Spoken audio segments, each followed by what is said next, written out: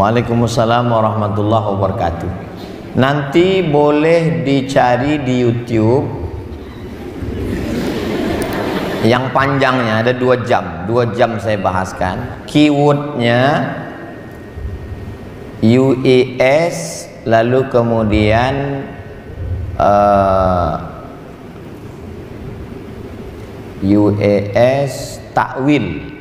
Nanti dapat video yang panjang 2 jam. Pakai presentation juga.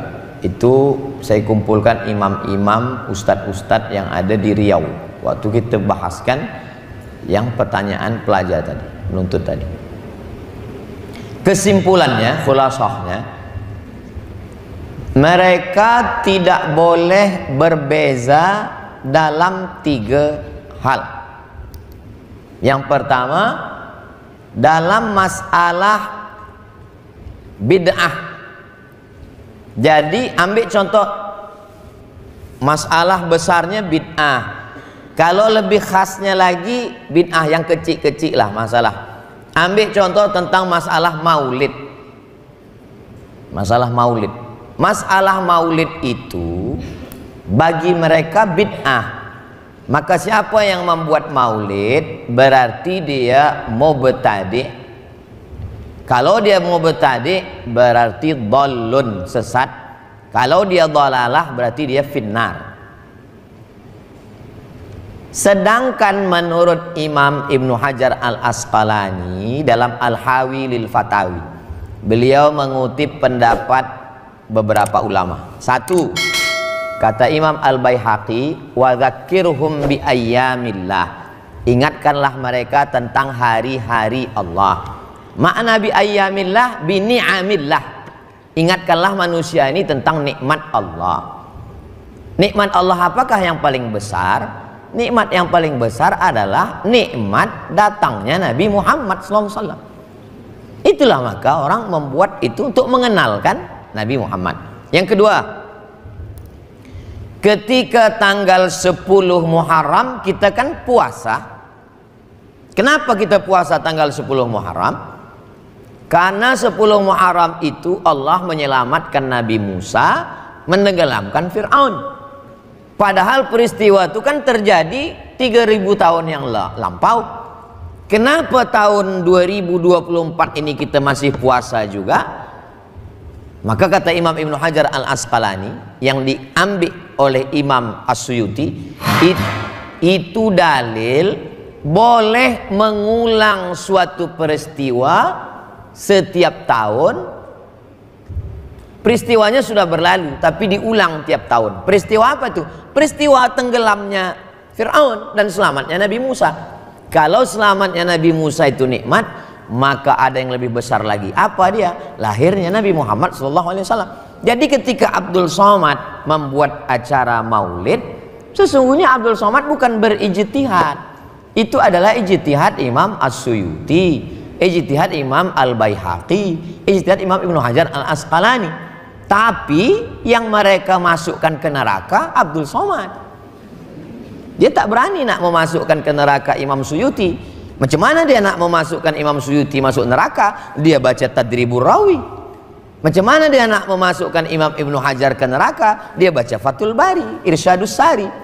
Nah, jadi ketika kita berbeza pendapat, cukup kita katakan saya tak sependapat dengan awak. Bukan kita katakan awak mubtadi, dhalun mudil dan finnar. Nah, jadi persimpangan yang pertama adalah dalam masalah penetapan bid'ah. Kira-kira penjelasan saya jelas atau tak jelas? Nah, kalau masih jelas, alhamdulillah. Yang kedua, tentang masalah tawassul. Bertawassul dengan amal soleh tak ada ikhtilaf. Dalilnya hadis tentang orang yang bertawassul di dalam gua. Pertama, bertawassul dengan amal soleh, dia berbakti pada orang tua. Bertawassul dengan sedekah. Bertawassul tak jadi berzina. Ya Allah, aku mohon kepada Engkau, aku bertawassul dengan amal soleh. Tak ada ikhtilaf. Yang jadi masalah adalah ketika bertawassul dengan Nabi Muhammad, padahal Nabi sudah meninggal. Maka ulama menuliskan dalil-dalil mereka. Di antaranya Syekh Abdullah bin Siddiq Al-Ghumari, di antaranya Syekh Muhammad Sayyid Muhammad Alawi, dan banyak lagi para ulama menuliskan dalil-dalil itu. Artinya ini masalah khilafiyah. Maka saya tidak boleh mengatakan kamu bertawassul berarti kamu musyrik, kamu meminta kepada Lata, Uzza, Manat, Hubal, sama dengan orang yang bertawassul. Kita memusyrikkan orang beriman. Yang ketiga dalam masalah takwil. Adapun dalam masalah khilafiyah yang kecil-kecil saya tak bahaskan. Dalam masalah takwil, mereka mengatakan orang yang mentakwil ini kafir. Padahal imam-imam salaf pun mentakwil. Nah, nanti dalam pertemuan akan datang kita buat satu tajuk khas tentang takwil saja. Siapa saja mentakwil? Imam Bukhari mentakwil, Imam Malik mentakwil, Imam Al-Baihaqi mentakwil bahwa takwil dan tafwid adalah manhaj salaf. Mereka hanya menyusunkan. Mutaakhirin itu adalah jam'ul mutafarriqat. Nah, nanti buatkan satu tajuk khas supaya lebih spesifik lagi masalah takwil saja. Nah, supaya jangan sampai orang dengan mudah menuduh kalau mentakwil berarti kafir. Nah, itu. Saya jangan mengeluarkan sumpah serapah caci maki. Sebab manhajuna manhajul bayan. Kita hanya menjelaskan. Ini dalilnya, ini dalilnya, ini dalilnya. Terserah. Selepas itu, jadi jangan lebih pada menghujatnya, mengejeknya. Ada setengah orang dia tak ada dalil, dia tidak sebutkan ayat Quran, tak ada hadis Nabi, tapi lebih pada lalu apa beza kita dengan mereka? Nah, kita itulah makanya tadi dari awal saya katakan baca kitab, pahami, tunjukkan dalil. Kita tidak akan pernah boleh memaksa orang ikut kita. Apakah ketika Imam Syafi'i meninggal selesai masalah fiqh? Tidak. Apakah ketika Imam Ar-Ramli meninggal selesai? Tidak. Apakah ketika Imam Suyuti meninggal? Tidak selesai. Kita pun tak menyelesaikan masalah, tapi paling tidak kita sudah membuat sesuatu untuk kita wariskan pada murid-murid, penuntut-penuntut dan umat di masa akan datang. Demikian. Wallahu a'lam bishawab. Alhamdulillah, dan jawab persoalan tadi. Dan seterusnya dibukakan lagi kepada siapa yang ingin mengungkapkan persoalan.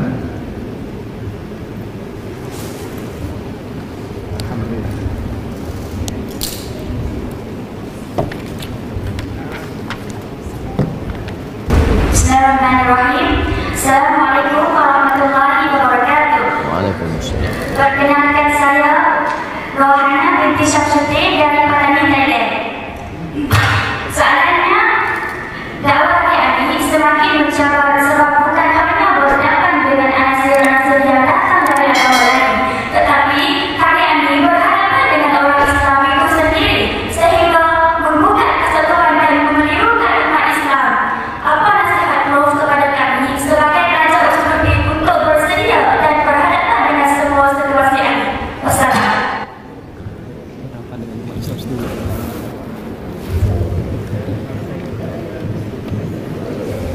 Umat Islam yang kita hadapi ini tiga. Yang pertama yang alim, yang kedua yang jahil, yang ketiga yang tengah-tengah. Kadang-kadang alim, kadang-kadang jahil. Untuk yang alim kita duduk muzakarah, mubahasah untuk menengokkan perbuatan kami ini dalilnya ini, kami ambil dari kitab ini, kami ambil dari kitab ini. Duduk bersama. Jangan kita berperang di sosial media. Undang. Yang jadi masalah bila kita buat jemputan dia tak nak datang. Kenapa tak datang? Karena duduk dengan pelaku bid'ah berarti ikut menjadi pembuat bid'ah. Tidak boleh mujalasatul mubtadi. Man lam yubaddi al-mubtadi fahuwa mubtadi. Itu yang kaedah yang dia pakai. Jadi belum lagi kita duduk nak mubahasah, kita sudah dibid'ahkan dulu. Tapi tak apa, kita jelaskan. Itulah maka tadi dari saya katakan bahwa kita belajar baca kitab, kitabnya kita pahami, kita kumpulkan dalil-dalilnya. Inilah dalil perbuatan kami. Untuk yang alim. Untuk yang jahil, orang yang tidak mengerti, kita buat bahasanya simple, sederhana, yang boleh dipahami orang. dalam bentuk soal jawab, Anda bertanya, Ustadz menjawab. Ini. Adapun orang yang setengah-setengah, maka orang yang seperti ini kita tak boleh. Kalau menguntungkan bagi dia, dia pilih ini. Tapi kalau tidak menguntungkan, dia pilih ini. Orang seperti ini, kita hanya berhadapan pada yang dua saja. Maka jangan pernah bosan, jemu untuk membahas. Saya tetap bahas dalam bentuk tulisan masalah khilafiyah ada saya tulis dalam somatmoroko.blogspot.com. Banyak. Yang PDF buku pun banyak sudah di-share. Yang dalam bentuk tazkirah, kalau nak cari tulis saja di search YouTube tuh, tulis misalkan nak bahas masalah talqin, UAS talqin. Masalah maulid, UAS maulid. Masalah apa lagi? UAS, teruskan saja, nanti akan dapat, tulis keyword, insyaallah dapat video. Kita tidak akan dapat menyatukan umat di dunia ini. Siapa kita? Imam Abul Hasan Al-Asy'ari pun tak dapat menyatukan seluruh manusia. Imam Muhammad bin Idris Asy-Syafi'i pun tak dapat menyatukan. Makna menyatukan dalam satu mazhab. Tapi kita disuruh untuk mengajak umat manusia ke jalan Allah Subhanahu wa taala. Maka manhaj kita adalah manhaj ilmu.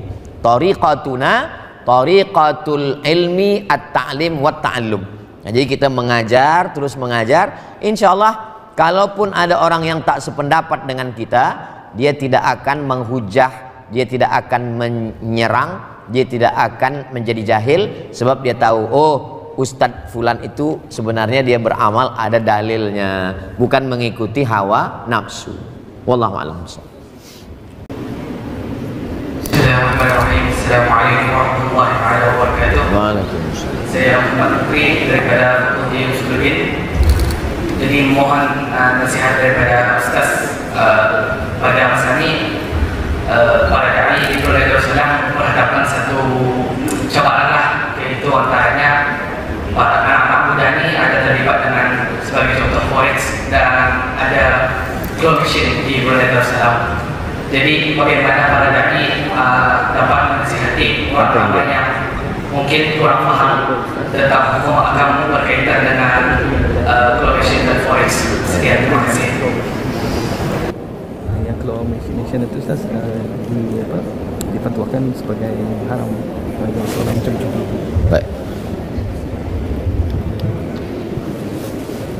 Brunei Darussalam semuanya insya Allah ada kawalan. Jadi dai lebih mudah untuk mengawal umat, mengawal masyarakat. Ada mufti mengeluarkan fatwa, ada perundang-undangan, lalu kemudian polis boleh menangkap, dai menyampaikan kepada umat.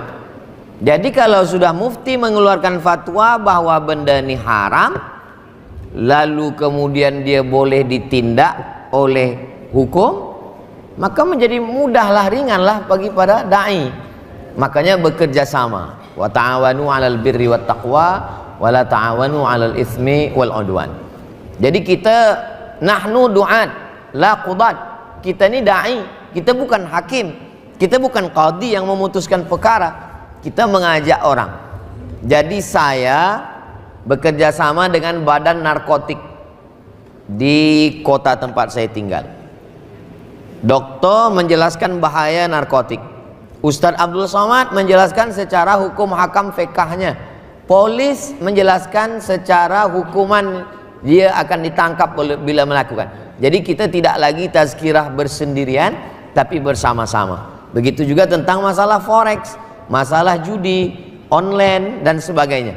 Begitu juga kalau dulu ada polis saja, tapi sekarang ada cybercrime. Jadi polis pun dengan kemajuan teknologi, globalisasi ini, dia juga punya satu tambahan lagi sekarang. Dia tidak hanya melihat yang nyata, yang zahir, tapi juga dalam dunia cyber. Maka insya Allah kita berperan dengan peran kita masing-masing. Kita tidak menjadi polis, kita tidak menjadi mufti, kita hanya sebagai dai yang menyampaikan pesan-pesan daripada jadi kalau dalam tradisi masyarakat Melayu ada 3. Yang pertama diumpamakan sebagai 3 tungku 1 jarangan. 3 tungku maksudnya orang zaman dulu kalau memasak batu itu 3, 1, 2, 3 di atas tempat memasak. 3 tungku nih, kalau 1 tungku nih tak ada, yang dimasak nih tumpah. 3 tungku itu yang pertama ulil amri, yang kedua adat, yang ketiga ulama. Jadi adat kita masih tetap jaga. Adat ada untuk menjaga adat Melayu, lembaga adat Melayu. Yang kedua adalah agama, ini adalah dia para ulama, para tuan-tuan guru. Yang ketiga ulil amri. Kalau ketiga-tiganya ini berperan, maka insya Allah tungku tak akan tumpah. Tapi kalau yang 3 ini berkurang, maka akan hilang. Jadi secara adat, secara petatap, secara pantun-pantun budaya, mereka sampaikan bahwa berjudi ini haram, segala macam. Boleh ditengok dalam Sulalatus Salatin atau dalam tulisan karya-karya Melayu dulu, Raja Ali Haji, Gurindam 12. Ini secara adat budaya, karena orang dibalikkan kepada budaya dia. Yang kedua pula secara fikahnya, inilah kita. Lalu kemudian ulil amri dengan keputusan-keputusannya, dengan polisnya, dengan muftinya, dengan perundang-undangannya. Wallahu a'lam bishawab.